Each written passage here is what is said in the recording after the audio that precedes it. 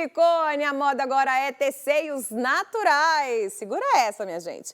Dr. Regis Ramos, cirurgião plástico, vai bater um papo aqui com a gente. Seja muito bem-vindo, doutor. Boa tarde. Um prazer falar com vocês.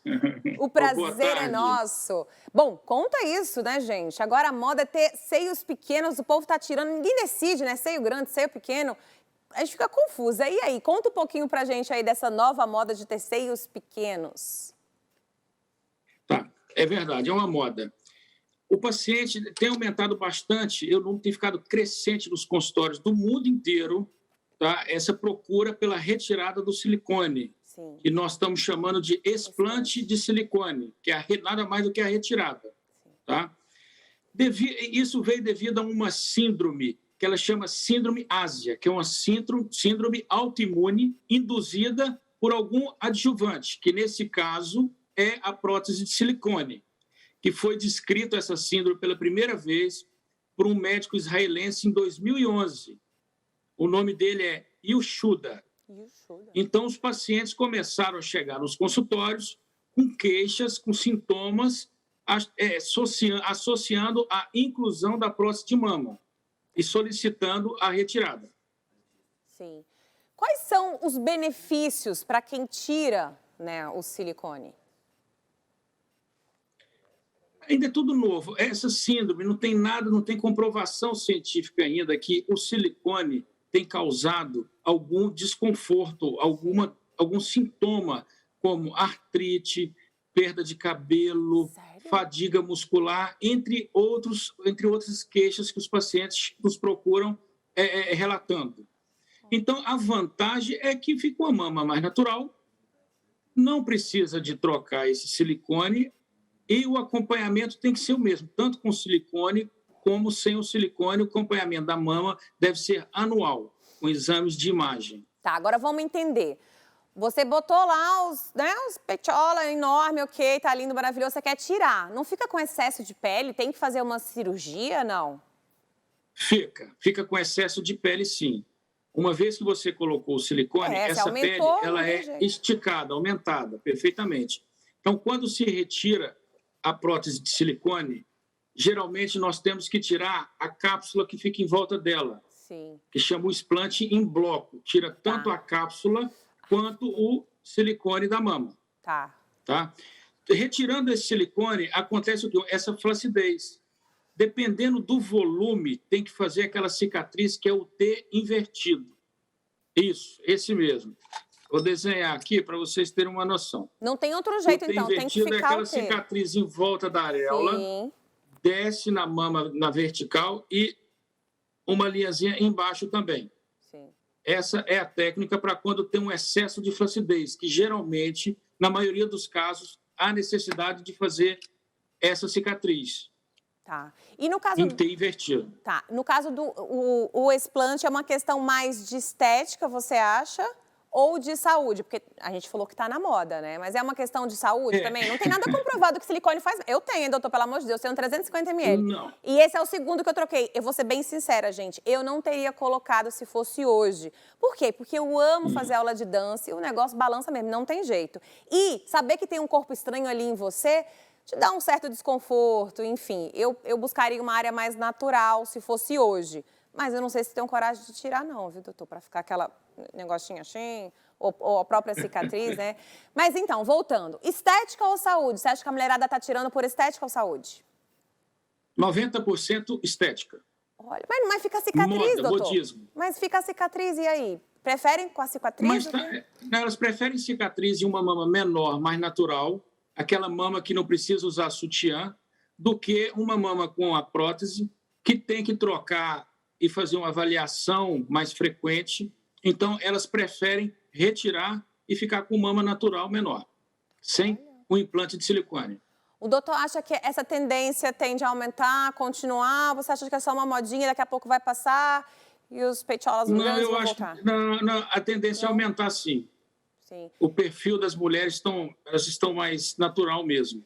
Tá, e o perfil... Todas magrinhas, todas de academia, e a procura geralmente é pelo fator estético mesmo. Tá. O doutor, 90%. qual é a cirurgia que o doutor mais faz hoje em dia? Lift facial e rinoplastia. O nariz tá bombando, gente. Eu vi uma reportagem Tá esses bombando. dias. Diz que é por causa da selfie, que todo mundo fica com o narigão, né? Eu não tinha reparado isso, eu ficar olhando É muito isso. meu nariz. É por isso, né, gente? Tira a selfie de longe. Vou dar um toque pra vocês. Tira a selfie de cima pra baixo, o nariz fica menor, gente. Entendeu? Fica Não menor, precisa- é isso mesmo. Não é, E doutor? com essas câmeras dos celulares, elas tendem a aumentar o que está primeiro. E o que vem primeiro é o nariz. Então, e é mais mulher ou homem que procura? Não, mais mulher. Aumentou muito a procura masculina, mas ainda é mais mulher. Tá, então o primeiro é mais o nariz e depois o lift, que é aquele de deixar tudo esticadinho, tudo no lugar, Isso. né? A procura pelo mini lift aumentou muito. Hoje, as pessoas estão fazendo muita atividade física e, consequentemente, estão perdendo muita gordura no rosto. Qual é a faixa etária? Aí há necessidade de reposicionar os músculos e retirar um pedacinho da pele do rosto. Qual a faixa etária? Da mulherada ou dos homens? 40 anos. 40 Nossa, anos. mas é muito jovem, 40 anos, não? Sim, não, é muito jovem. Depende, a maioria das pacientes já tem indicação. Estão com excesso de flacidez. É o corpo lindo, maravilhoso, malhado, mas devido à corrida, devido ao excesso de atividade física, tem tido uma perda de gordura muito importante no rosto. Então, praticar muita atividade isso- física traz flacidez para o rosto? Real? Real. Traz uma flacidez para o rosto, porque queima a gordura do rosto também, como do corpo todo. E aí fica com a flacidez que antes não tinha, devido ao excesso de atividade física. Tá. Agora, cada vez mais cedo, mulheres e homens também estão procurando, né, aí fazer os procedimentos estéticos, cirúrgicos, enfim. Antigamente, tardava mais, né? Hoje você vê menina de 18 anos querendo, sei lá, 17 anos querendo colocar, enfim. Quando uma jovem vai até o seu consultório e fala, ai, quero colocar um silicone, você aconselha ela a colocar, ou você fala, olha, vamos manter o natural, agora está na moda. O que o senhor acha? Não, depende de cada caso. Tem paciente que a gente analisa aqui no consultório e vê que vai ter um ganho não só estético, mas de autoestima. Então, nesses casos, está super indicado sim. Tá? Para se enquadrar no meio que vive, nas colegas, enfim. Isso ajuda bastante. Outros casos, a gente sabe que realmente quer seguir uma moda e que aquilo não está incomodando tanto, quer seguir um padrão. Nesses casos, é desaconselhável a colocação do implante de silicone. Mas, por exemplo, quando eles são jovenzinhos e os jovens ainda não estão ali ainda com a cabecinha muito formada, né? Então, assim, vai quer colocar o silicone, arrepende depois. Você acha que, por exemplo, a gente deveria tardar mais esses procedimentos estéticos ou não? Você acha que realmente é um caso individual? É cada um. Eu acho que o que a gente conseguir empurrar um pouquinho mais para frente é melhor. Desde que a pessoa tenha mais uma maturidade, que realmente ela entenda que aquilo vai fazer a diferença na vida dela. Tá. Então, o que a gente puder empurrar um pouco é o ideal. Vamos falar do explante agora. Tem contraindicação? Todo mundo pode tirar a prótese? Não, todo mundo pode tirar a prótese. Independente do Agora, tamanho. a cicatriz é que vai depender do tamanho do implante que foi colocado e da flacidez que esse implante causou na mama. Depende dos ml, Podendo ser uma cicatriz pequena, que é feita só pela antiga cicatriz que foi introduzido o silicone, ou uma nova cicatriz maior para retirar o excesso de pele. Tá. Quem fez pela axila, pode tirar pela axila também? Pode tirar pela axila também. Aí não fica com a cicatriz, né, de ter, não é isso? Se não tiver excesso de flacidez, pode ser retirado pela axila. Tá, e o Agora, se pós-operatório? tiver já um excesso de flacidez, Não tem jeito. Não tem o porquê tirar pela axila, visto que vai ganhar uma cicatriz na mama. Tá, e o pós-operatório é tranquilo? É tranquilo, é tranquilíssimo. Tem alguma recomendação, por exemplo? Não tem dor. Não tem dor? Não tem aquele bilhetinho? Não pode... Física, Tá. Quanto tempo? Então fala pra gente aí, desenrola, doutor. 2 meses. Quantos... Atividade física, 2 meses. Tá. Sol, de 2 a 3 meses também. Mas a vida normal para trabalhar tudo, uma semana e meia, está liberadíssimo para trabalho. Tá. Outra coisa que está muito na moda também é a barriga tanquinho, né? São os gominhos, que Isso. Como que chama? É a lipo HD. Isso. O senhor faz também a lipo HD? Isso. Sim, faço. A lipo HD, a gente desenha os gominhos. antes da cirurgia, faz uma marcação no abdômen do paciente e a gente segue aquelas linhas ali onde foi desenhado para fazer uma definição através das cânulas especiais que tem. A gente desenha e define aquele abdômen. Qual a diferença dessa para a lipo comum? Só os gominhos mesmo? Essa define a lipo tradicional, a comum. A gente retira como um todo o excesso de gordura da área lipada, sem desenhar o músculo, sem essa alta definição que a lipo de hoje nos proporciona. Tá, e é indicada para todo mundo, por exemplo, a pessoa tem gordura, aí ela quer tirar a gordura e ainda quer fazer o gominho. Ela consegue em uma cirurgia ou não? Uma coisa de cada vez? Não, geralmente consegue numa cirurgia. Tem alguns casos que não. O excesso de gordura exagerado, uma flacidez exagerada da pele, aí não tem essa indicação de definir o abdômen.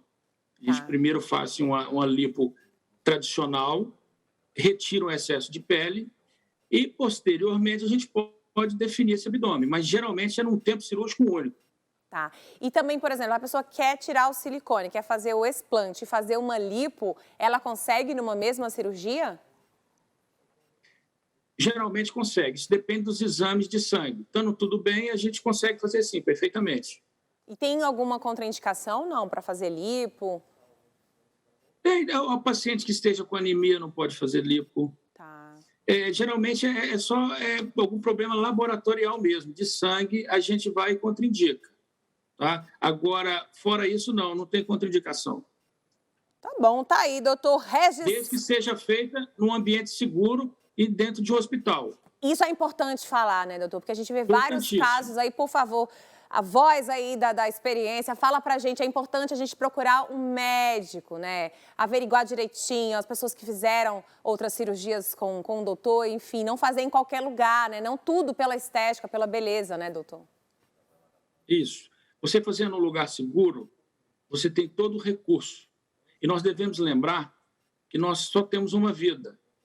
E ela é importantíssima. Não vamos correr risco fazendo lipo, hidrolipo, em qualquer local. Tem que ter o centro cirúrgico pela Anvisa, os equipamentos, e devemos ter também um CTI. Se não tiver CTI, não faça uma cirurgia em local que não tenha CTI. Isso é importantíssimo. Então, sempre tem que pedir, né, para o doutor, deixa eu ver aí o seu CPI, suas coisas direitinho, para poder analisar Isso. se é um sempre lugar checar seguro. se o cirurgião ele é credenciado pela Sociedade Brasileira de Cirurgia Plástica, se ele está apto a realizar esse procedimento. Entendi.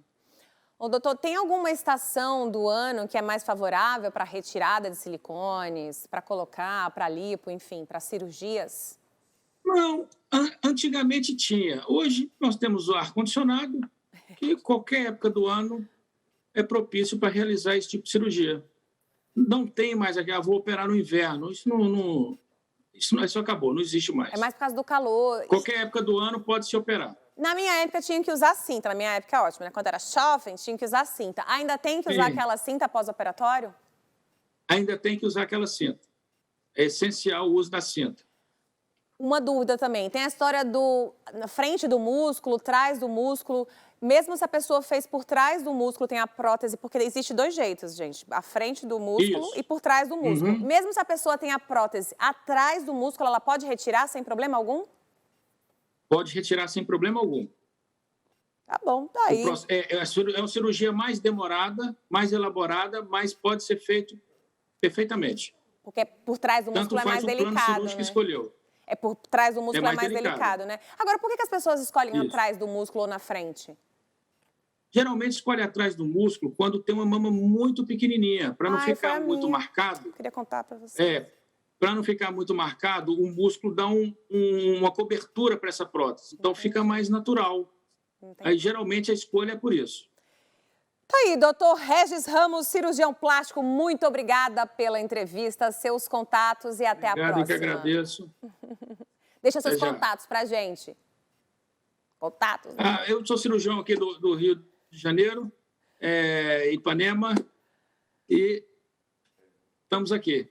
Um grande abraço e foi um prazer falar com vocês. Igual, doutor. Tchau, tchau. Tchau, até a próxima. Tá aí, gente, explante. E a gente vai ficando por aqui, mas ele vem chegando na sequência. É com você, Luciano Faccioli. Beijo pra vocês. E agora, na Tarde Top, o assunto é a Patrícia Evangelista, ou o assunto que a Patrícia Evangelista vai bater um papo com a gente, ela que é uma advogada previdenciária, é a situação da aposentadoria especial, o que muda com a reforma da Previdência. Ei, meu Deus, tema que é confuso para boa parte das pessoas, complexo, com dúvidas, com perguntas, com situações as mais variadas. E dependendo do que a doutora Patrícia nos conte, motivo de alegria ou motivo de tristeza, normalmente assim, né? Aí depende, caso a caso, né? Doutora, tudo bem? Prazer em recebê-la aqui, hein? Olá, é um prazer imenso de estar de volta ao programa, mais uma vez, prestando esse serviço público. Boa, e são várias as dúvidas aqui, hein, na minha listinha, né? Vamos lá, vou seguir aqui o nosso roteiro, né? Todos os segurados da Previdência Social têm direito à aposentadoria especial? Então, na verdade, nem todos. A aposentadoria especial ela foi criada principalmente para os empregados comuns, né? Para a pessoa que tem o registro CLT. E hoje vem sendo discutido a possibilidade de ser estendido para os demais segurados, tipo os contribuintes individuais, os autônomos. Por que não, né? Porque a aposentadoria especial, a empresa é que tem que fornecer um documento retratando quais as condições de trabalho daquela pessoa. Então, quando você vai retratar uma condição de trabalho de você próprio, fica mais difícil. Então, é por isso que é um benefício mais relacionado às pessoas que têm registro via CLT. Aos prestadores de serviços também, porque a tomadora é que é responsável.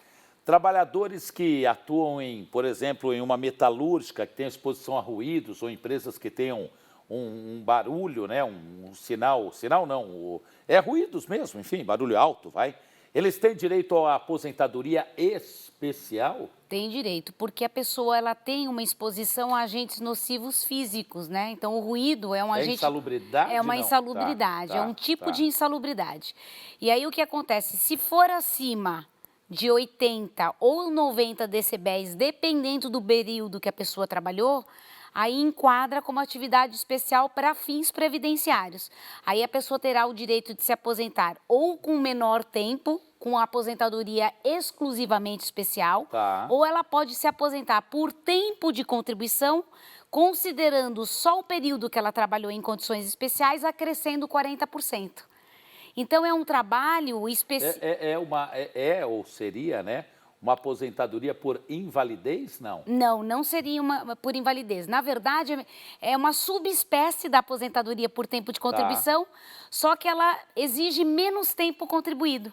No caso do ruído, a pessoa que trabalha 25 anos nessas condições tem o direito a aposentar-se com integralidade, sem fator previdenciário. Então, é uma aposentadoria muito almejada, mas difícil de conseguir, porque geralmente o INSS nega. E aí a pessoa tem que procurar o Poder Judiciário para reconhecer algo que está na própria legislação. E aí, aqui tem uma outra questão, uma outra profissão, né? O trabalhador uma enfermeira ou enfermeiro, enfim, área da saúde. Ela pode, essa pessoa, esse profissional, pode se aposentar como especial? Também, porque olha que coisa interessante, ó. Vamos só explicar uma coisa que é muito importante. O que é aposentadoria especial? É a pessoa trabalhar em condições que são prejudiciais à saúde e à integridade física. Então, eu trabalho, seja qual ambiente for. O enfermeiro, ele tem, ou todo profissional da área de saúde, ele tem uma exposição a agentes nocivos biológicos. Então, ele tem contato com sangue, com saliva, com secreção, vírus, bactérias, fungos, e isso é uma atividade também especial. Seguranças, então? Seguranças de profissionais da área de segurança também? Sim, na área patrimonial, a maioria tinha direito a enquadramento pela própria categoria profissional até 1995 e de 95 para cá, se comprovar que porta arma de fogo, tem o direito à aposentadoria especial também. Por quê? Porque é um trabalho periculoso.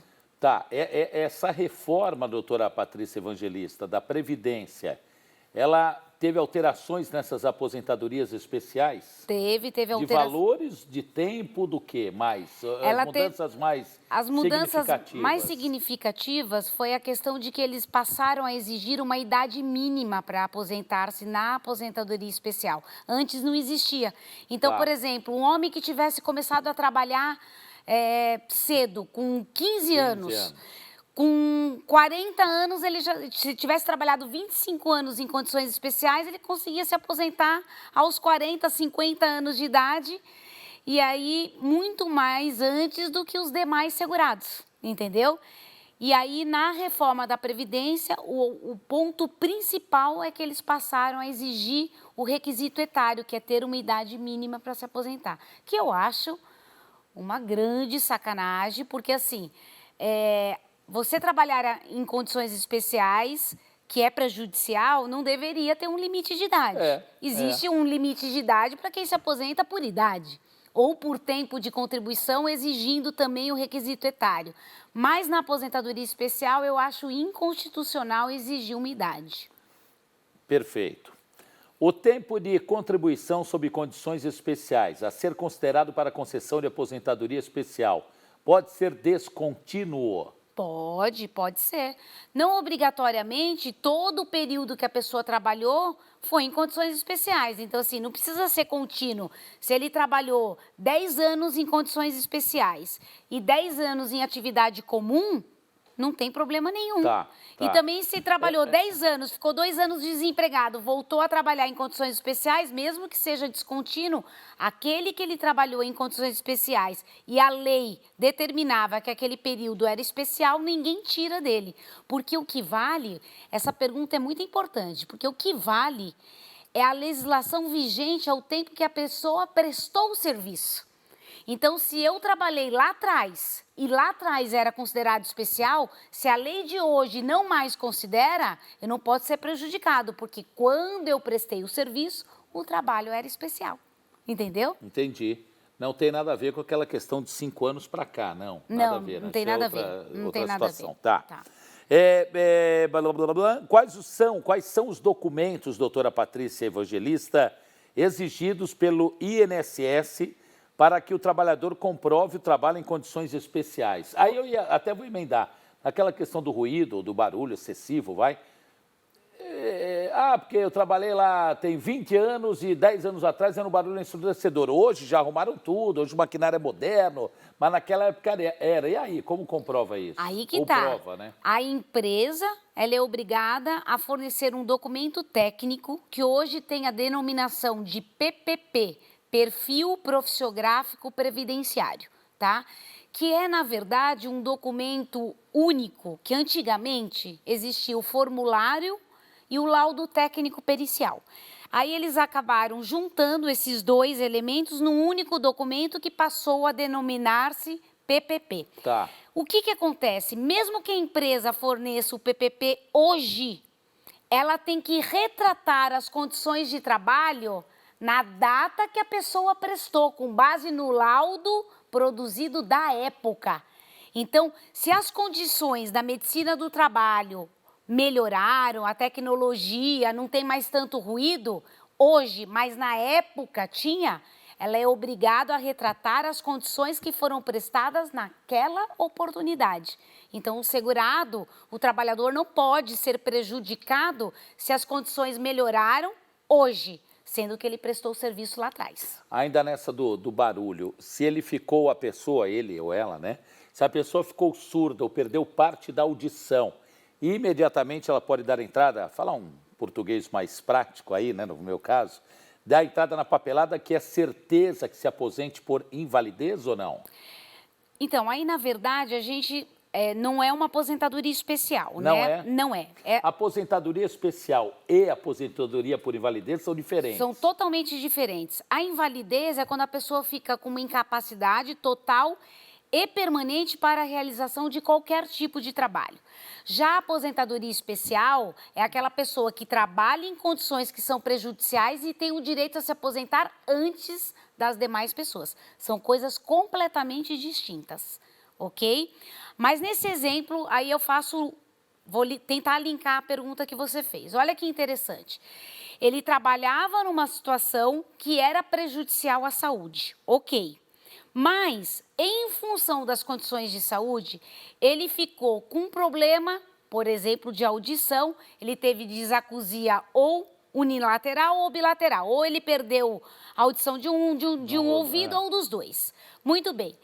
Se ele ficar totalmente incapaz para o trabalho, ele poderá, em função de perder totalmente a audição, ele poderá ter direito à aposentadoria por invalidez. Mas, se ele ficar com uma sequela que reduziu a capacidade para o trabalho dele, mas ele pode continuar trabalhando em outra função, em outra condição, ele pode receber um benefício que a gente chama de auxílio acidente, que é um benefício indenizatório.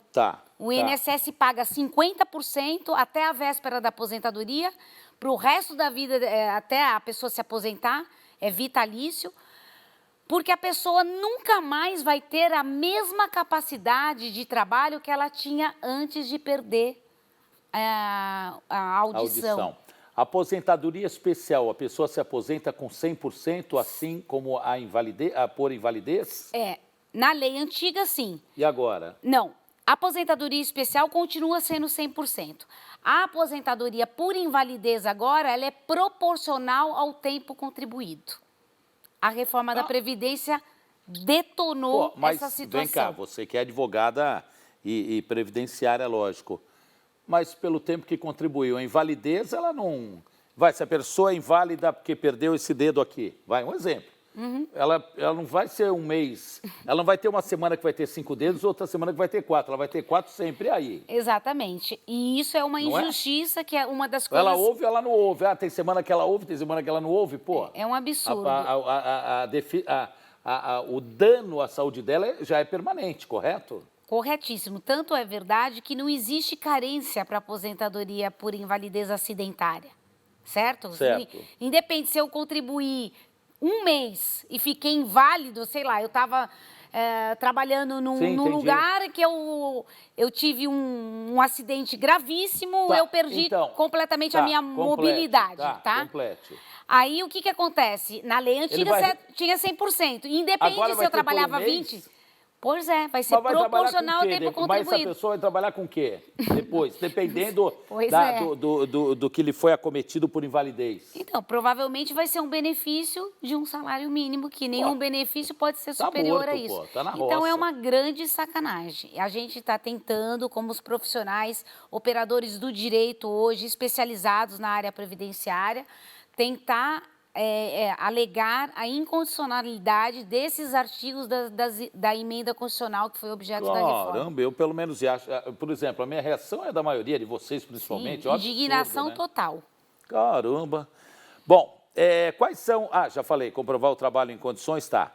É necessário exposição a agentes nocivos durante todo o período legalmente previsto? Muito bem, isso é muito importante. Por quê? Porque desde 98, a legislação exige a exposição de maneira habitual, permanente, não ocasional nem intermitente. Então, ele está querendo dizer que, a priori, depois de 98, a pessoa teria que ter trabalhado todo o período, as 8 horas, em condições especiais. Porém, algumas funções, isso é muito questionável. Vamos pegar um exemplo. Supondo que a pessoa, ela trabalha em condições especiais, em algum lugar que a pessoa trabalha com alta voltagem elétrica, um exemplo legal que eu acho. Basta uma descarga elétrica, se for em voltagem muito grande, que a pessoa pode cair morta, em função do choque, né?